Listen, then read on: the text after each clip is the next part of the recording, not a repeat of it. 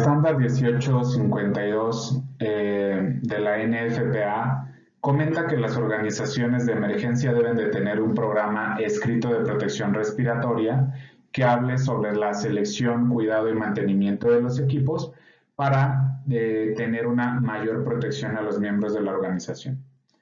Entonces, este programa escrito de protección respiratoria tiene como objetivo que el SCBA sea adecuado y apropiado para el propósito o para el análisis de riesgo que se tenga.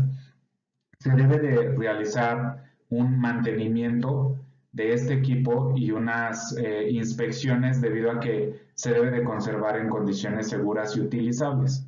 También es importante identificar cuando este equipo ya deba de ser eliminado o sacado de servicio, pues este puede ocasionar una lesión, algunas enfermedades o inclusive puede causar la muerte de la persona que lo llegue a utilizar, puesto que ya no está en condiciones seguras y son equipos que realmente necesitan ser bien inspeccionados, se necesita tener una inspección rigurosa.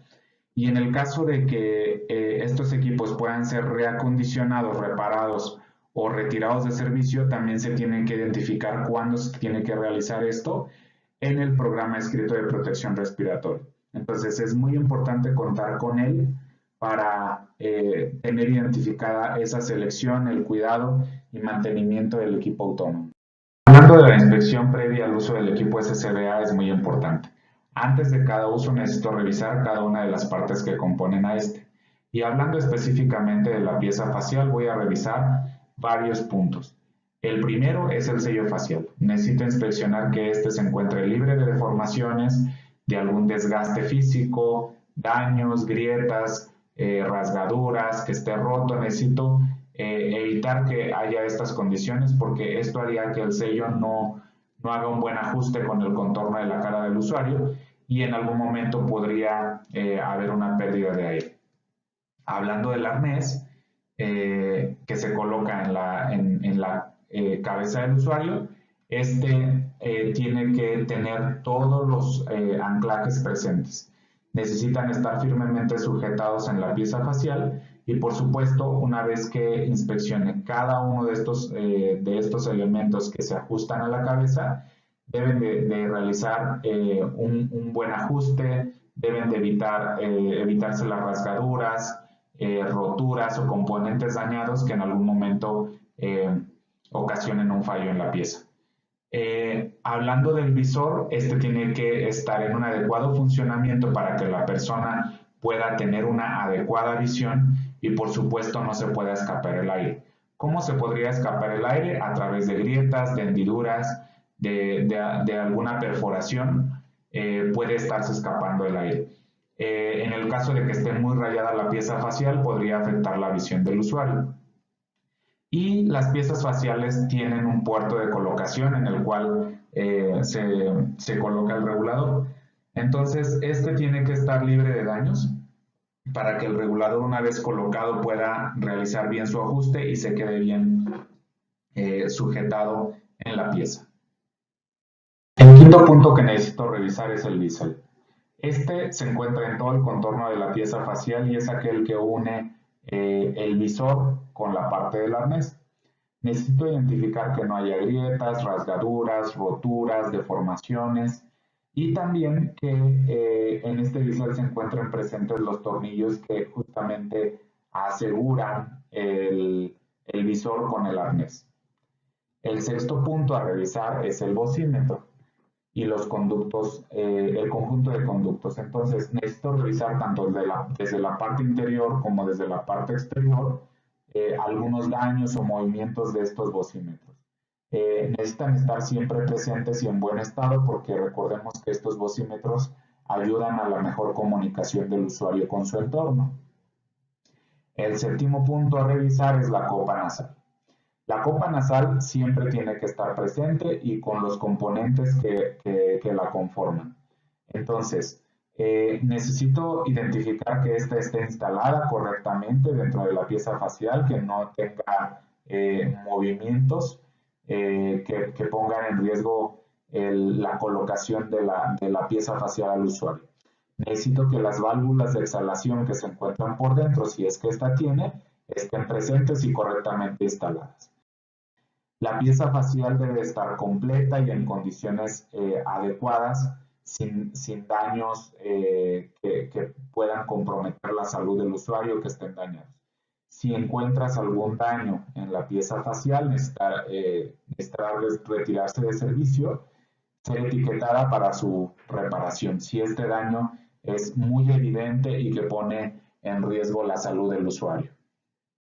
El siguiente punto es la colocación de la pieza facial, y esta se puede realizar en 6 sencillos pasos. El primero nos habla de que tenemos que extender las correas del arnés a su máxima longitud, esto para facilitar la colocación del arnés en la cabeza. Entonces, primero necesito extender todas las correas a su máxima longitud. El segundo paso es que necesito colocar la pieza facial centrada a mi cabeza con la barbilla colocada en la copa nasal. Una vez que yo coloco la pieza facial a mi cabeza, paso el arnés por la parte de atrás de la cabeza y entonces identifico que las correas están bien colocadas, que no están dobladas para que cuando realice el ajuste de las correas no haya un impedimento al ser jaladas. El cuarto paso, necesito empezar a jalar y ajustar las correas del arnés y empezaré por las correas inferiores. Entonces empiezo a jalar las correas que se encuentran por la parte de abajo y las giro hacia atrás. Continúo con las correas que se encuentran a la altura de la sien, también que estas no se hayan encontrado dobladas, y empiezo también a realizar el ajuste de las correas hacia atrás. Si se encuentra una quinta correa en la parte superior de la pieza facial, entonces realizaré ese quinto ajuste. Una vez que yo ya tengo bien colocada la pieza facial y ya ajusté cada una de las correas, necesito verificar que el arnés se encuentra al centro de la cabeza, es decir, que se encuentra colocada a la altura de la corona de la cabeza. El siguiente punto que voy a revisar es la prueba de sellado. Entonces, esta prueba de sellado se realiza para identificar que no haya ninguna fuga en el contorno de la pieza facial.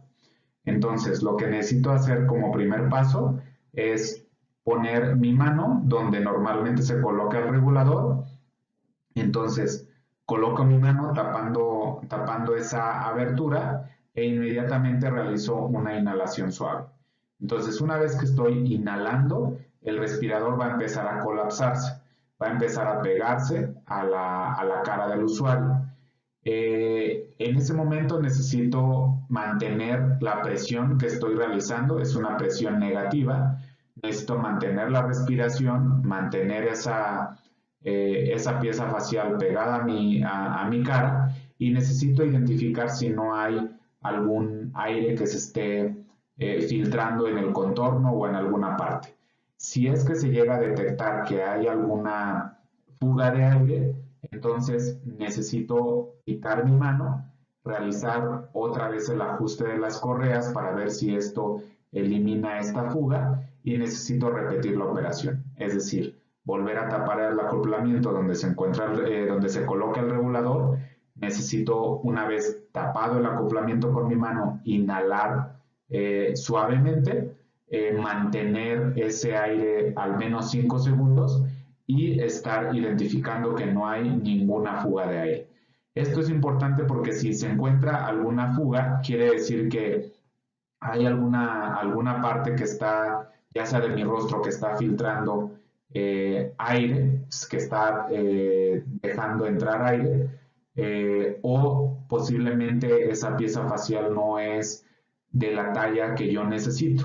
Entonces, cuando yo coloque el regulador, por alguna de esas filtraciones podría incluso estarse escapando el aire, lo que puede comprometer el buen funcionamiento de la pieza facial con el regulador y del equipo en general. El siguiente paso es quitarse la pieza facial. Entonces, voy a aflojar cada una de las correas moviendo la palanca metálica hacia el frente, y eso permitirá la liberación de cada una de estas correas y voy a empezar desde la parte superior. Si es que se encuentra presente una quinta correa en la parte de arriba, voy a empezar con esta. Si no, empiezo a aflojar las correas de la sien hasta bajar por las correas que se encuentran a la altura de la barbilla. Entonces, las aflojo hasta su máxima longitud, luego sostengo la pieza facial con una mano, mientras aflojo las correas con la otra, ¿no? Entonces, levanto la pieza facial lejos de la cara y luego la paso hacia arriba, quitándola completamente. El siguiente punto a revisar es el arnés del SCBA y debo de revisarlo por completo porque en este se encuentran componentes neumáticos, mangueras, cierres, hebillas, etc. Entonces, lo primero que voy a revisarle justo son las mangueras y los componentes neumáticos. Estos tienen que estar libres de desgastes, de daños, de grietas, de elementos que hagan frágil justamente esos componentes y ocasionen posiblemente una rotura. El siguiente punto a revisar son las correas del arnés. Todos los componentes elastoméricos o de correas deben de estar libres de cortes, de deshilachados, de rasgaduras, de aquel indicio de quemadura que haya sido provocada por la exposición al calor o a la radiación, no deben de estar presentes. Posiblemente algún contacto con químicos ocasiona también daños permanentes en estos elementos. También pueden ocasionar daños en las hebillas y en los cierres. Entonces, ese es el siguiente punto que voy a revisar, las hebillas y los cierres. Entonces, yo voy a abrir y cerrar todos los componentes que sean necesarios, que estén compuestos en el arnés. Debo de realizar el jalón de las correas para ver que las hebillas están funcionando adecuadamente y se regresan a su posición. El siguiente punto que voy a revisar es el sistema que retiene el cilindro, aquel que lo mantiene en su lugar. Entonces necesito realizar la colocación normal y revisar que no tenga ningún daño visible y que la operación de cambio del cilindro se realiza adecuadamente. Como último punto, necesito revisar que todo el arnés del SCBA se encuentre limpiado adecuadamente. Entonces, necesito revisar cada una de esas partes. El siguiente punto a revisar es el conjunto de los hombros y de la almohadilla que se encuentra en la cintura. Estos deben de estar firmemente sujetados a la espaldera del arnés, es decir, al bastidor posterior. Entonces, voy a verificar que ese conjunto se encuentra firmemente sujeto. Necesito revisar que las mangas del arnés que pasan por los hombros están colocadas adecuadamente y firmemente sujetadas. También necesito ver que en estas mangas se encuentren bien colocados tanto el regulador como el cable que va hacia la consola, que va a estar midiéndome la cantidad de aire que se encuentra en el cilindro, entre otras funciones que tiene la propia consola. Entonces, identificar que por la parte de las mangas del arnés se encuentran bien sujetadas y sin enredos o daños estas mangueras o estos cables que conforman tanto el regulador como la consola. El siguiente punto a revisar es el regulador. Necesito identificar que este se encuentre libre de daños o de piezas faltantes.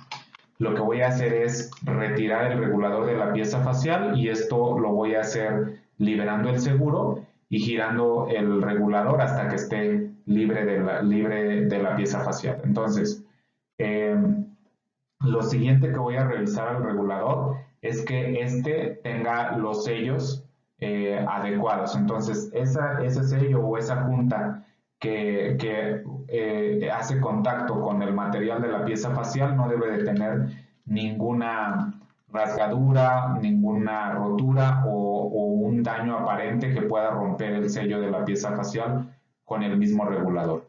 Y por último, voy a identificar que la válvula de purga, que es la perilla roja que se encuentra en los reguladores no esté dañada y que ésta gire suavemente, que dé una vuelta adecuada y que pueda regresar a su misma posición. En el caso de tener un amplificador o algún dispositivo de comunicación que esté aprobado por el equipo, es necesario consultar las instrucciones del fabricante, porque estas proveen de detalles importantes respecto al mantenimiento y a las pruebas operativas que se le tienen que realizar. Sin embargo, es importante identificar que las baterías que componen a estos equipos o que ayudan al buen funcionamiento se encuentren nuevas antes de cada uso.